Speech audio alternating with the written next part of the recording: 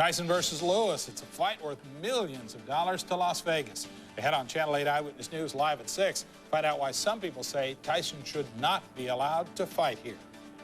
Plus, the little boy is recovering after being mauled by several dogs. See what you can do to make sure your child stays safe around dogs.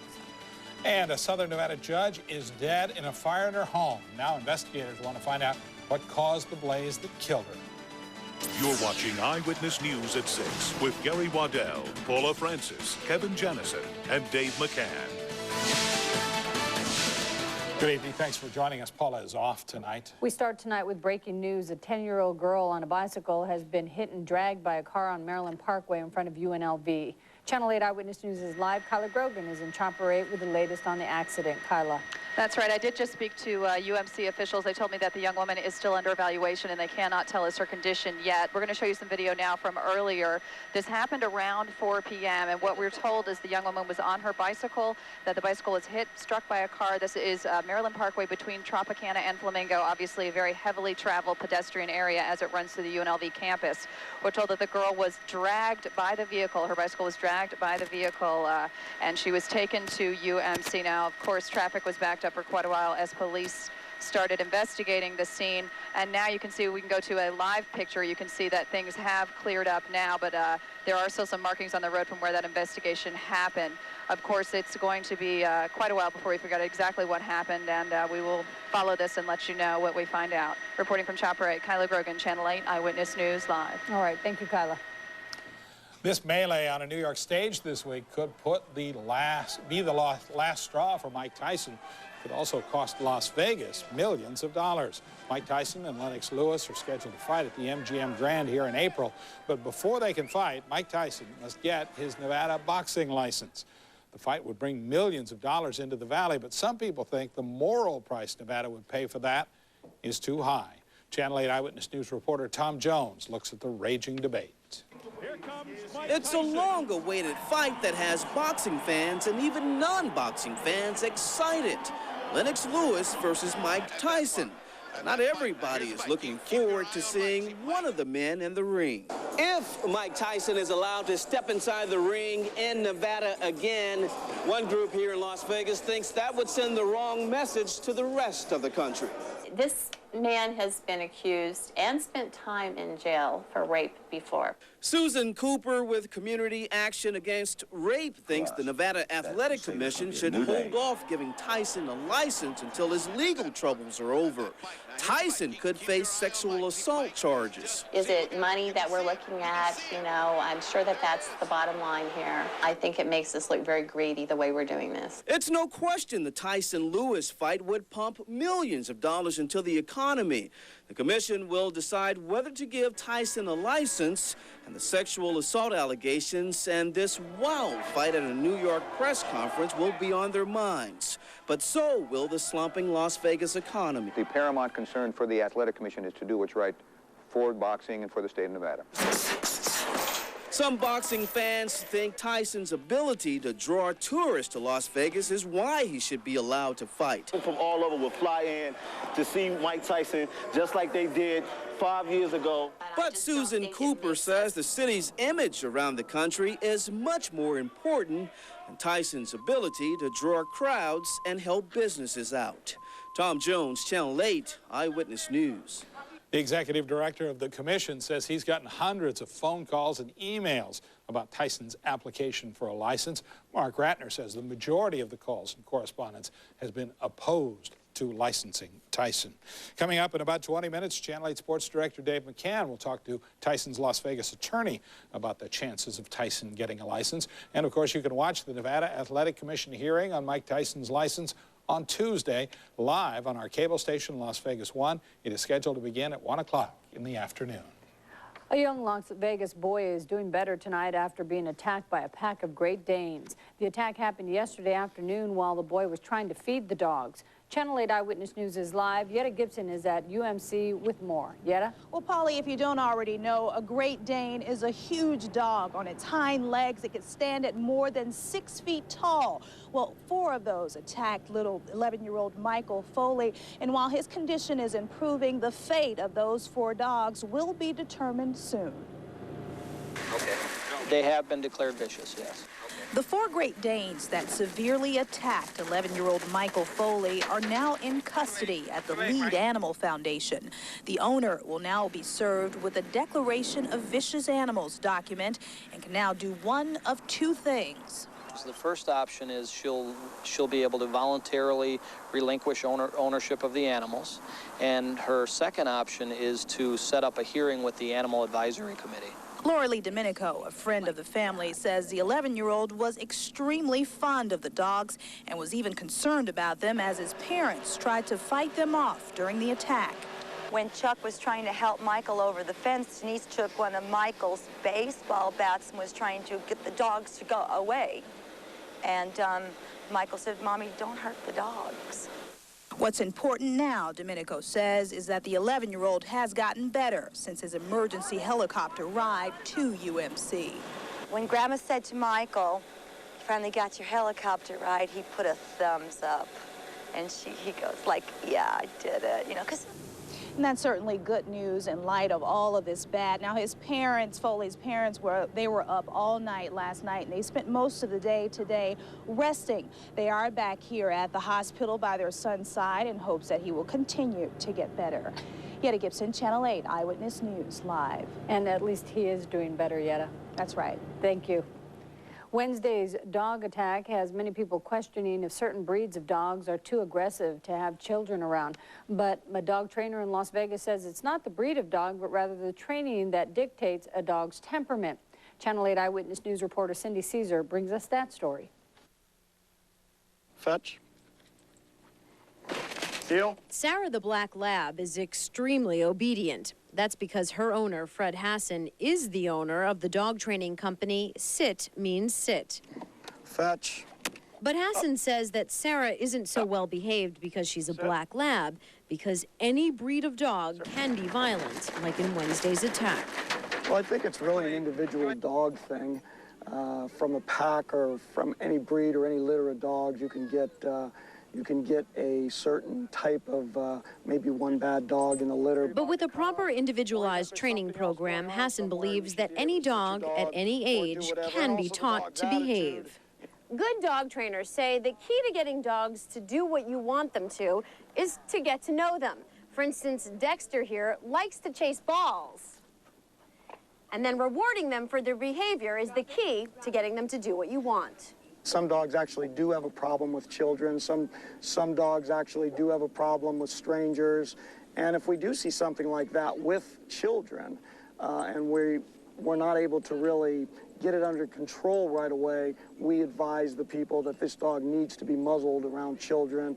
Ensuring good training will live up to the saying that a dog is a man's best friend.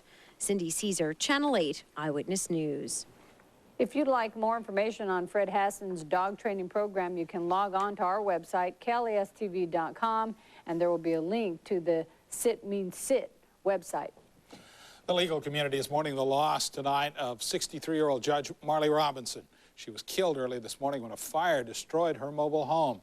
Channel 8 Eyewitness News is live. Andrea Bond is at the Clark County Courthouse with the story. Andrea. Well, Judge Marley Robinson lived and worked in Moapa Valley, but she spent a lot of time here at the Clark County Courthouse filling in from time to time for local judges. Over 29 years of service here, she certainly made a lot of friends, and they are now all saying that her death is a loss to everyone who knew her. You feel it even there? But there's no chance of recovering any papers. This is all that's left of Judge Marley Robinson's small but cozy home. A blaze broke out at 1:30 Thursday morning, consuming the trailer and claiming the life of the 63-year-old Justice of the Peace. It's a loss that's affected the entire community. Everyone in the community pretty much called her Judge Marley. I think everyone considered her their friend.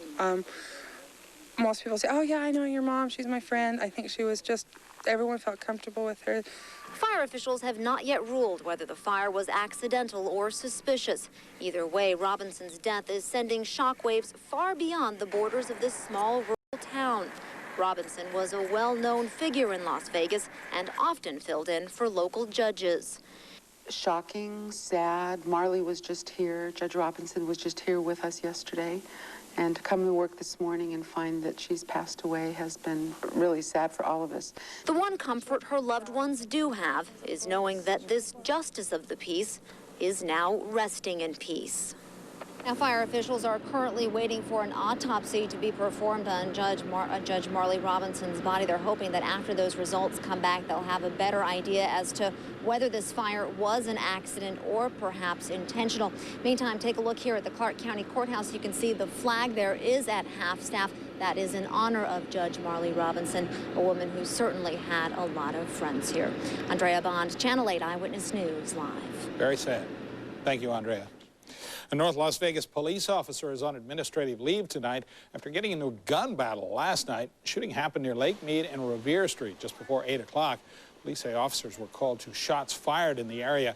When the officer arrived, he saw a group of men running away. He says he believed the men were firing at him, so he returned the fire. No one was hit during the shooting. A 16-year-old, though, is under arrest in connection with the incident. The September 11th attacks had a devastating impact on the Southern Nevada economy, with thousands of workers laid off.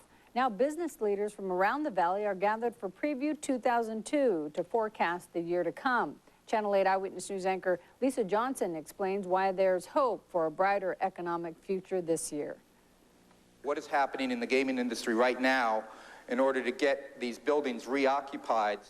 As MGM Mirage president and CFO, Jim Uren offered other business leaders a unique perspective on the health of the Las Vegas economy. No city's come back more rapidly than Las Vegas has. We expect to see what we have seen, which is gradual and steady recovery throughout 2002, particularly in the second half of the year. A lineup of business prognosticators gave a glimpse of our economic future. The good news is the leisure travel will lead the recovery. If there's some concerns, it would be in the convention, in the business travel, because that has diminished considerably, and it's unlikely that's going to come back, we think, for the entire year. Consumer trend expert Peter Yesowich recommends targeting those pursuing escapism. Offer promotional pricing, a great value, because we know for leisure travelers, even if you're a little anxious about flying, it's very easy to overcome that if you can get a great deal. The Chamber of Commerce annually sponsors this economic summit. This year, attendance skyrocketed as thousands packed the Cox Pavilion, proof that the business community wants to understand this new world following 9/11 and how to respond to it. Lisa Johnson, Channel 8 Eyewitness News. Restaurants and businesses report sales were down only 5% last December. Even better news, most estimate they are back to normal numbers this month. Nevada State Democrats rallied against the cost of hospital care today. Leaders from the State Assembly and Senate held a press conference today at Cashman Center. The group says it's concerned about how much people are paying for health care in Southern Nevada. Democratic leaders say state legislation is needed to help people deal with the rising cost of health care. We are introducing legislation that would stop the price gouging by hospitals by establishing a rate-setting commission to keep these costs from spiraling out of control. We tried to contact the Nevada Hospital Association about this issue. They did not return our calls. Up next on Channel 8 on your side, consumer editor Michael Geeser shows us the newest cosmetic surgeries that are inexpensive and very fast. Plus, a view of California that nobody's ever seen before. We'll show you the satellite images. And later in this hour, hear what the family of the so-called American Taliban has to say about the charges against their son. But first, Kevin Jannison is here with our first look at the weather. All right, Gary and Polly, thank you very much. We're sort of in between wind bags. One system moving on out, another one is poised to move in. We'll tell you when to expect the next batch, how long the milder temperatures will stick around, plus we'll have all your neighborhood weather. Those details coming up in just a couple of minutes. Eyewitness News, they'll be right back. You're watching Eyewitness News with Paula Francis and Gary Waddell.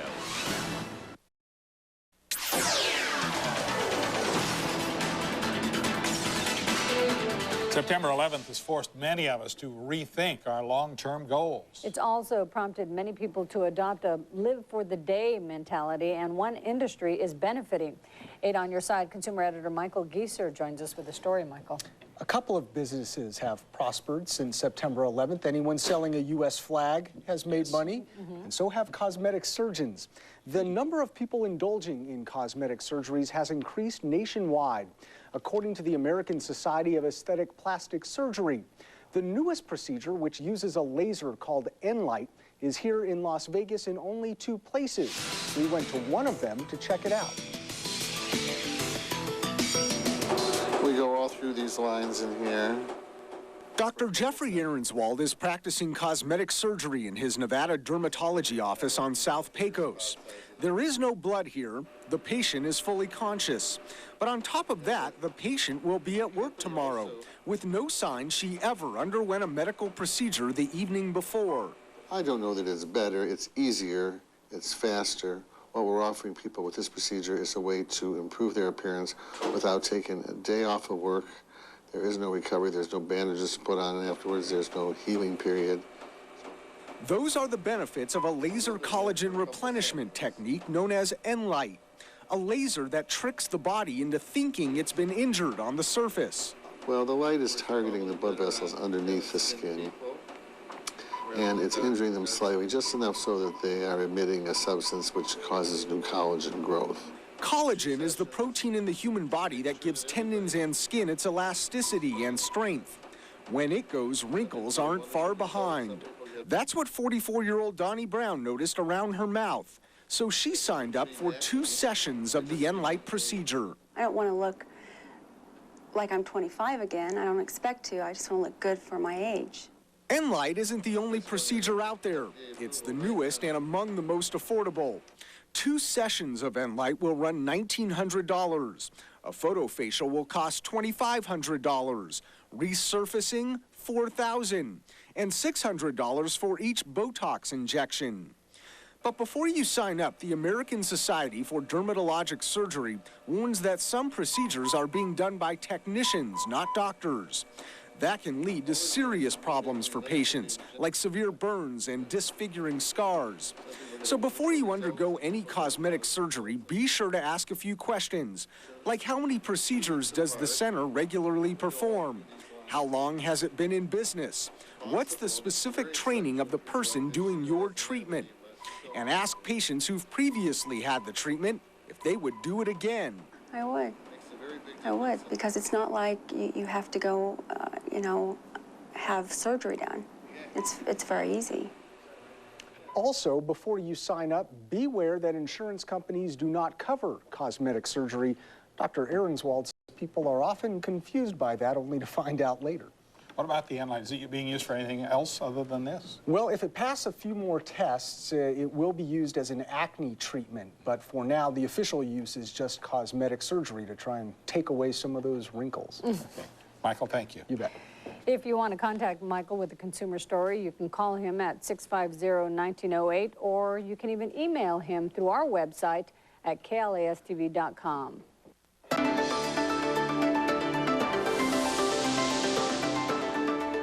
In tonight's 8 Online, a judge has granted the suspension of a 3-year-old lawsuit against Napster. Napster once offered a service that allowed people to share and download music over the internet freely. Well, the federal court granted a 30-day suspension for 4 of the 5 major companies suing Napster. Experts say the suspension shows a slowdown in the record industry's case against the online company. Technology is being used to give a rare glimpse at the state of California. The Jet Propulsion Lab in Pasadena released new 3D topographical maps of California. Pictures for the map were taken during a shuttle mission in February of 2000. The new maps are the world's best topographic map. The precise maps will be available to some scientists. The general public will be able to get some of the less precise versions. A group trying to save Asian elephants is using art to help that effort. But that art is not made by humans. It is made by the elephants themselves. Tonight's weird website is elephantart.com. The site features dozens of paintings from African elephants. It also includes pictures of the artists at work, so you might want to check it all out. And that is tonight's 8 Online. Thanks, Gary.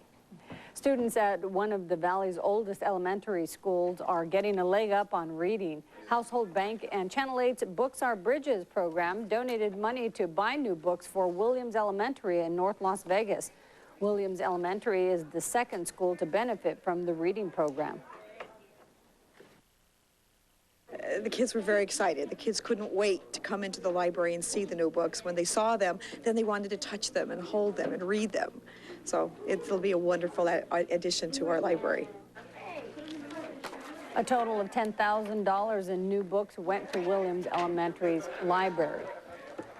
That's really exciting for a school to get all those new books. It's really neat. You go to enough schools to know that a lot of the libraries are in pretty bad shape around. Yeah, but they try. They're definitely putting forth the best effort. Librarians do it. It's just money. It's the same thing as everything else. You got that right. Hey, we have some weather comedy for you. Oh, good. Weather comedy. You know, every year in Minneapolis, St. Paul, the Twin Cities, they have the Winter Carnival. This is a reason to get people out and enjoy the winter weather and show that you can do things outdoors at the end of January. Well, the problem is they haven't had that much snow up there, so they've had to truck the snow in to the Twin Cities in January. Here they are getting ready for their winter carnival by going farther north in Minnesota, loading up the trucks with snow, and they're going to take it down to both Minneapolis, St. Paul, and say, this is what should have happened. Now, you know what's going to happen. As soon as these trucks get down there, they're going to get about 4 feet from nature. So that's pretty good weather comedy. I know I'm laughing hard inside. Let's begin with real-time neighborhood weather. We'll start at Eisenberg Elementary.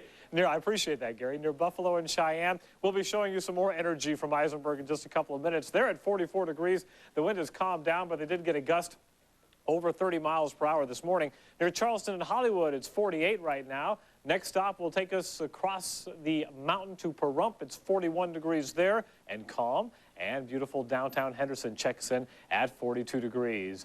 47 on the Strip now, also near Flamingo and Boulder Highway. Summerlin is at 40, and it's 44 near Durango and Warm Springs. Outside the valley of the mountain, dipping below freezing. Boulder City checks in at 44. Up in Overton, the Moapa Valley, they are at 39. Cold morning this morning with low temperatures bottoming out in the 20s throughout much of the eastern half of the valley. Really chilly up in the Elkhorn Springs area, but fortunately, we plugged that thing back in. That's a warning when we get those numbers to show us that the cable was disconnected at some point. 24 on the mountain and Red Rock. It was 40 at the lake, and the low in Laughlin was 42. Your highs today, as warm as 58 in northeastern parts of the valley, 52 near DI and the Beltway. It was 54 in Pahrump, 52 in Prim, Mesquite at 57, and at McCarran today, the top temperature was 53, 5 shy of normal. The low at McCarran was 33, but many neighborhoods did dip into the 20s. Here is a mess of rain from Texas all the way across into the Carolinas. Slow-moving, very heavy thunderstorms, many producing between 2 and 4 inches of rain.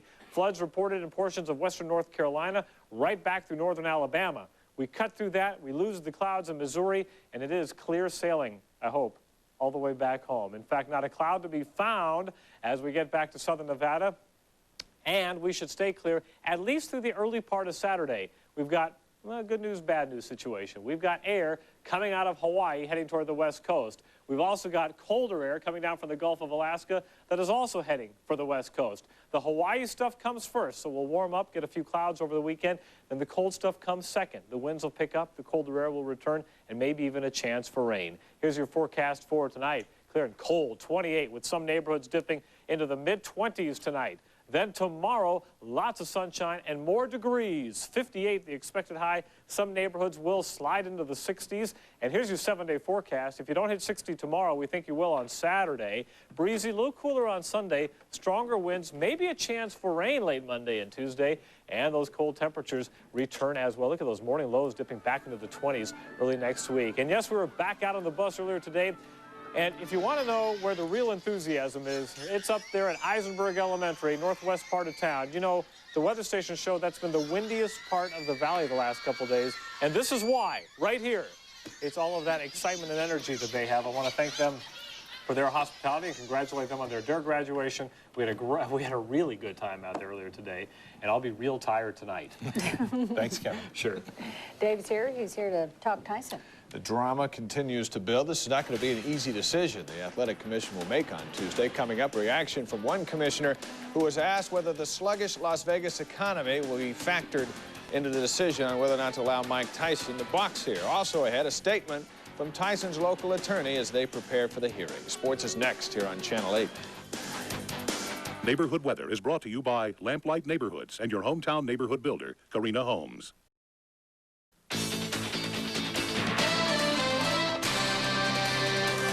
Next Tuesday is Super Tuesday, the day that will decide whether the richest fight in history will occur in Las Vegas. Tuesday's when Mike Tyson will go before the Athletic Commission and ask for a boxing license. Tyson will arrive in town this weekend to prepare for the hearing. We've heard a lot about how much money this fight will generate, but one commissioner says money will not be an issue. I do not feel that.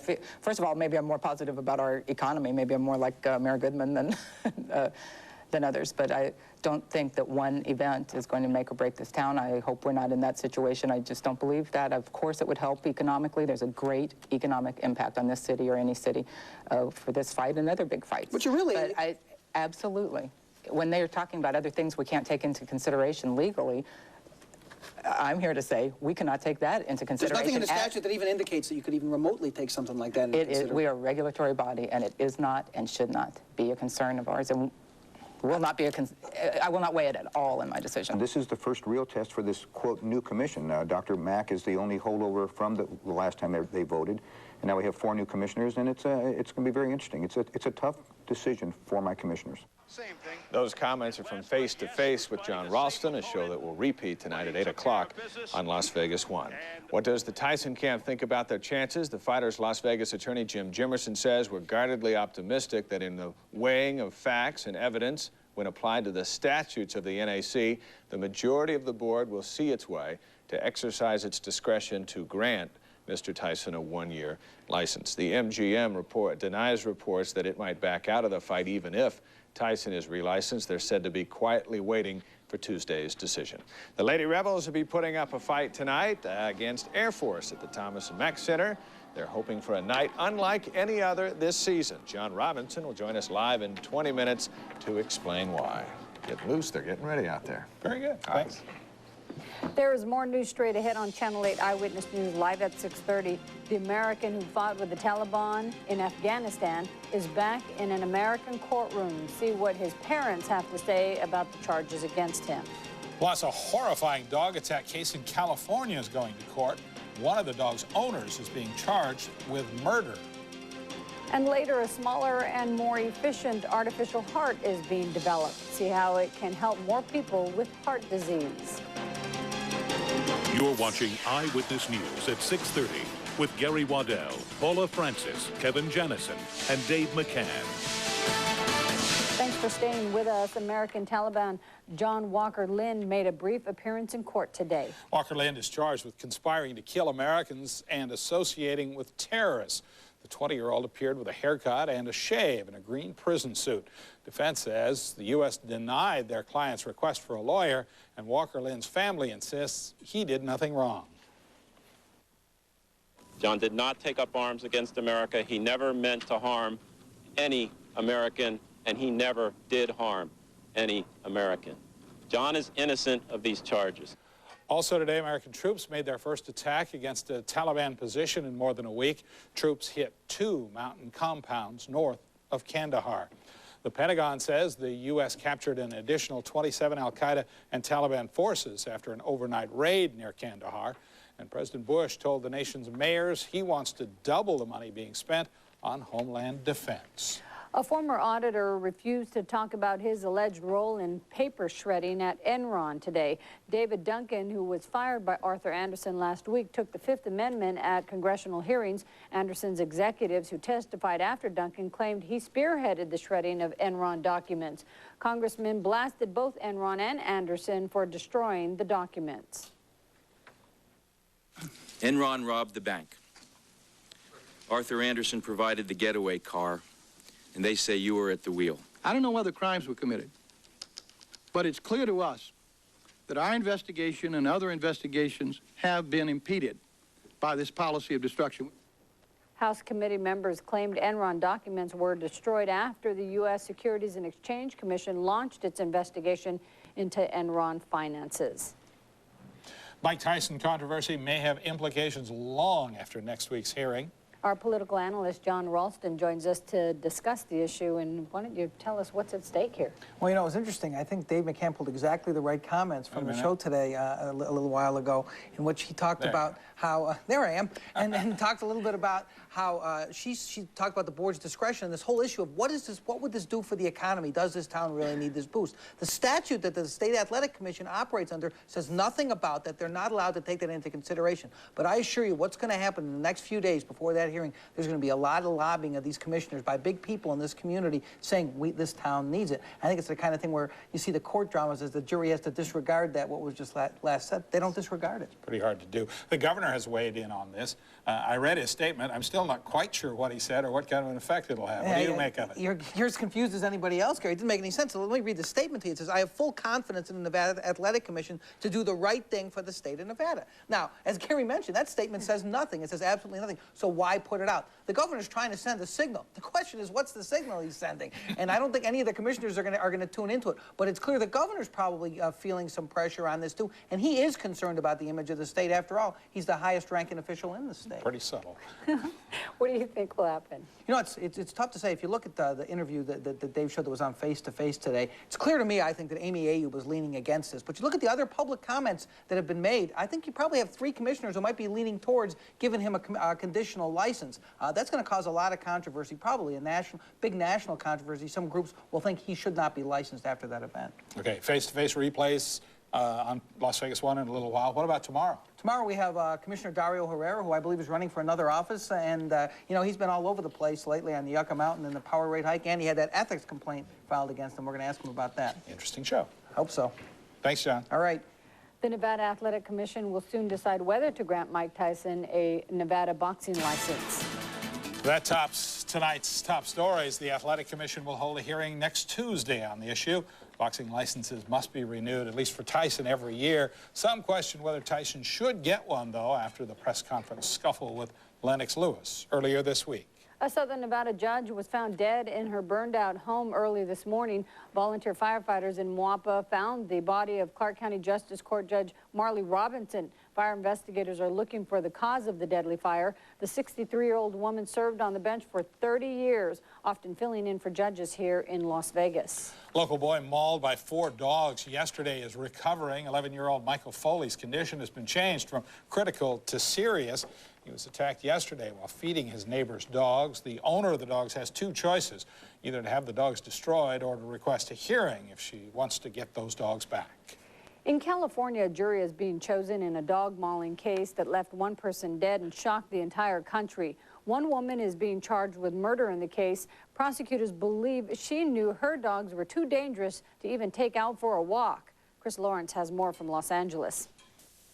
When a young woman was savagely mauled to death by 2 dogs in San Francisco, a judge moved the case to Los Angeles, hoping to find impartial jurors. On Thursday, the first group arrived at court, but many claimed hardship and asked to leave. The others will fill out questionnaires asking, for example, if they ever had a dog that was aggressive toward people. It's not enough that a person just heard about it, as long as they can be fair and put aside, and that's what the judge will tell them to do. Robert Noel is charged with manslaughter. He was not home during the attack. Prosecutors charged his wife with second-degree murder. Marjorie Noller was walking the dogs when they attacked. But to get a murder conviction, experts say prosecutors must prove that Noller was aware of the risks in just walking the dogs. You know that this is a dangerous act, you know it could cause death, but you really don't care. The defendants claim Diane Whipple provoked the dogs as she entered her San Francisco apartment about a year ago, and say Whipple's perfume may have caused them to attack.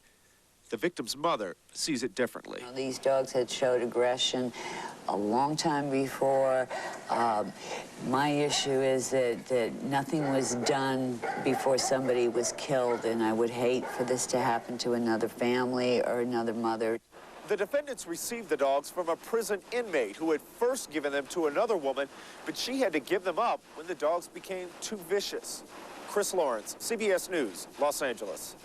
1 dog involved in the mauling was destroyed immediately after the attack, but the second dog was kept alive. Prosecutors wanted it held as evidence for the trial, and at the same time, animal rights groups were fighting to save its life. But last week, the California Supreme Court upheld a lower court order that the dog should be destroyed.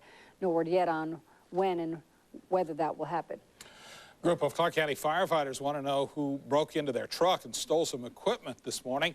Department officials say the firefighters were conducting business license inspections at Hollywood and Lake Mead about 10:30.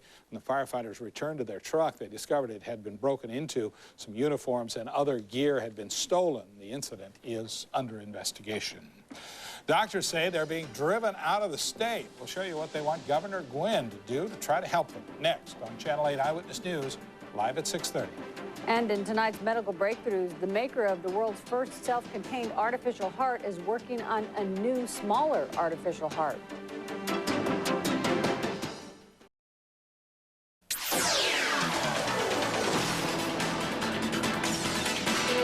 Some Nevada doctors are asking Governor Kenny Gwynn to consider caps on jury awards for malpractice suits.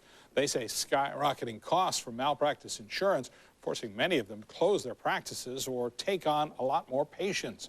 Gwynn promised to talk with lawmakers and meet again with the doctors to talk about any possible solutions.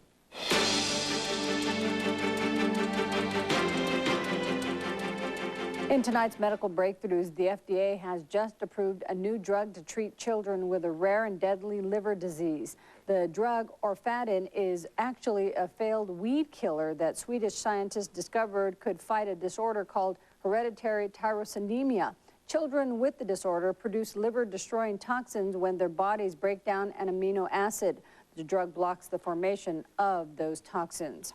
Researchers are planning to make improvements to the world's first self-contained artificial heart. The company that makes the artificial heart plans to make the heart smaller so it can fit more patients. Doctors have implanted the heart in 5 patients since July. 9 more people are set to have the device implanted. In addition to making the device smaller, researchers also plan to remove a plastic cuff on the heart they believe causes clotting. Researchers say they are pleased with how well the device is working. We have learned also that the AbioCor pumps extremely well under conditions that would not be tolerated by a natural heart. We have been incredibly impressed by the remarkable rehabilitation of these extraordinarily sick patients. The company wants to start testing the smaller version of the device in 2 years. Researchers say they have discovered a protein that may someday help them turn back the clock on aging.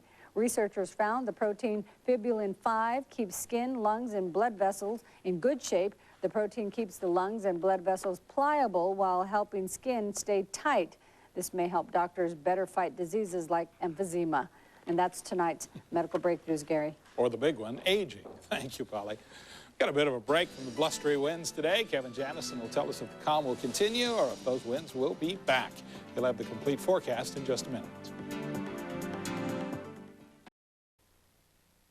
Another cool evening in progress across the Las Vegas Valley, but this time minus the wind. It doesn't feel quite as piercing or as biting. 41 at the zoo on North Rancho. It's 36 up in the Moapa Valley. Our weather station there at Lyon Middle School in Overton. Near DI in the Beltway, 45 degrees right now. And one more stop takes us to Child Haven at Bonanza and Pecos. There at 45. It's 41 near Windmill in Paradise. 51 still up near Cary and Hollywood. Summerlin has dipped below 40, and 44 near Buffalo and Cheyenne.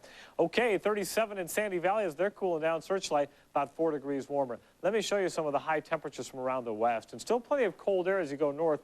Not quite as cold as it was yesterday when these numbers were in the 20s. Today, Elko at 34, Salt Lake at 32, Denver hit 35, while Reno had a high temperature of 47. Still some flooding to report as these storms move from Texas on into portions of Alabama, Georgia, and the Carolinas. As the storms started moving in this direction from Texas, produced a little flooding, especially in the Dallas area. We have some pictures of that, and of course your normal street flooding. A little unusual to get these heavy thunderstorm type situations this early in the season in January. We usually wait till February and March. Meanwhile, as far as we are concerned, we've got clouds coming up from Hawaii, so we'll get some mild air, and then the colder air from the north, and you can see that freckled cloud formation. That is the colder air. That is set to move on in here as we get to the early stages of next week. But tonight, just clear and cold, 28 for the low temperature. A few neighborhoods will dip into the mid-20s tonight. Keep that in mind if you are an early riser and have to go out and grab the paper or something, because it will be chilly.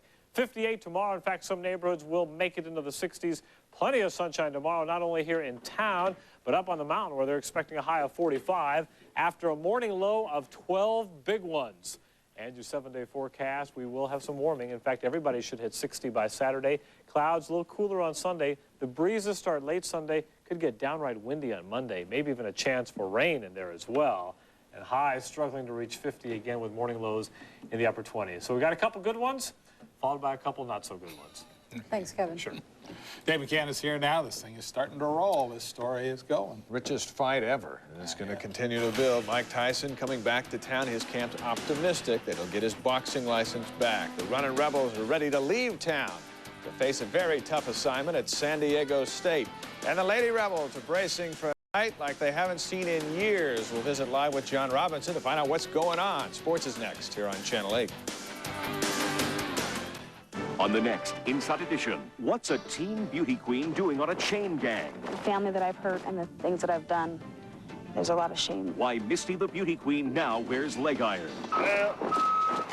Could she ever have thought she'd end up here? Well, I'm getting used to it now. Luckily, there's no mirrors around here, so I can't really see. Then, what young girls think of their bodies. A teen magazine makes a radical decision. Watch the next Inside Edition. Tonight at 7:30 on Channel 8. Picture, if you will, an automobile dealership. A dimension of sight, a dimension of sound, a dimension of savings. Suddenly you've entered the Team Ford Savings Zone. Now at Team Ford, get financing as low as 0.0% and rebates up to $3,000. Picture new 2002 Mustangs for just $14,988. 2002 Ranger Super Cab XLT for only $199 a month. And $5,000 off new 2001 F-150s at Team Ford. Signpost ahead, US 95 and Ann Road. You've entered the Team Ford Savings Zone. There are many good reasons to get a home security system from ADT. We're home. Some smaller than others. So it's no surprise that more Americans choose ADT than any other company. We're always there, helping to keep you safe from burglary, fire, flood, even carbon monoxide. ADT blankets your home with an invisible wall of protection. And now you can get ADT installed from just $149. You could also save up to 20% off your basic homeowner's insurance. ADT, always there. When Romaine was recovering from her car accident, she had a lot of questions. Like, did she need a specialist? And who would take care of the bills? For over 20 years, she'd been watching Ed Bernstein help other people. Now she was the one that needed his help. I'm Ed Bernstein. At Bernstein Associates, we listen and we get results. If you've been injured in an accident, call us today. Call 384-4000. Bernstein & Associates will stand up for you.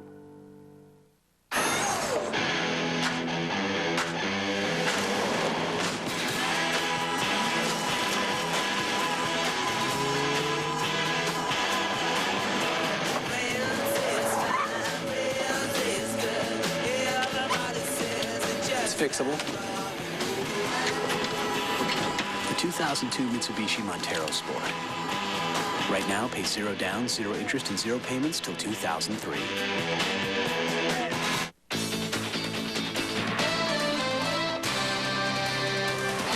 Anticipation continues to mount for Tuesday's meeting between Mike Tyson and the State Athletic Commission. Tyson will return to Las Vegas this weekend to prepare for the hearing. At stake is his ability to box in the state of Nevada and whether or not the richest fight in boxing history will be okayed for the MGM. Tyson's local attorney, Jim Jimerson, told us he's guardedly optimistic that Tyson will get his license back. The Runnin' Rebels leave for San Diego tomorrow. They take on the Aztecs Saturday night, 7:30, live on Las Vegas 1. Defending against Randy Holcomb will be a big challenge. If I guard him, I guard him. You know, I'm gonna put my D like I always do. You know, but I ain't gonna lie, it's probably gonna be a little more incentive up there because, you know, Randy Holcomb, and he's a big player for them. So I'm gonna come in there trying to play hard. So.